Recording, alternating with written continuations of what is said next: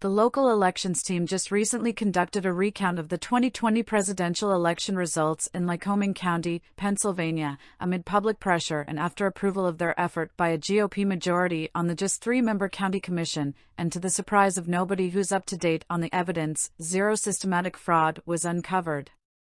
Trump originally won the county in the 2020 election, and he also prevailed in the recount, in which both he and Biden lost a small number, around a dozen or less, votes apiece.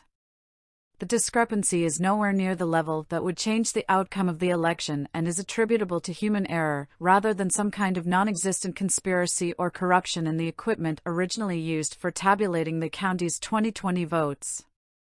The recount was by hand. As reported in the New York Times, some of the far-right activists operating locally who were involved in the pressure campaign preceding the recount have now expressly indicated following the results that they will continue to probe the 2020 elections, and now the recount process as well. Forrest Lehman, an elections official in the county, told the publication of what he called insane public records requests from these individuals. That list includes every application for a mail-in ballot ahead of the 2020 election, although that doesn't mean local extremists will be getting voters' personal information, details of which will instead be redacted.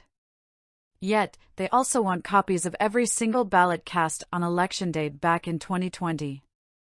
One of those involved in the push for the recount was Jeffrey J. Stroman, who helped lead Trump's 2020 campaign in the county and insisted that he and those in his rhetorical corner just want to restore voter confidence, which might sound nice but definitely isn't accomplished through pushing for investigations that would cover rhetorical ground already copiously examined by probe after probe, as though there's been a sudden influx of evidence that there hasn't.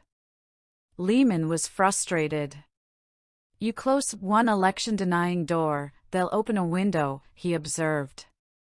Stroman alleged in an online broadcast that Lehman is supposedly playing for the other team and as liberal as the day is long.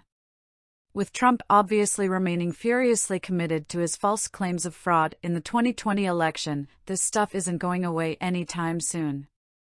Despite already losing in court, and no matter that Democrat Katie Hobbs is already in office as Arizona governor, Kari Lake, the pro-Trump Republican who ran for governor in that state last year, is still pushing back in court, and Trump himself has pushed for getting back in office before the 2024 election even takes place, something for which there's obviously zero legal, or reality-based, foundation to move forward on. There have been some significant updates in holding these people accountable, including with the recent announcement by Michigan State Attorney General Dana Nessel she was reopening her investigation into individuals in her state who falsely signed on as purported Electoral College members for Trump despite Biden's win there back in 2020.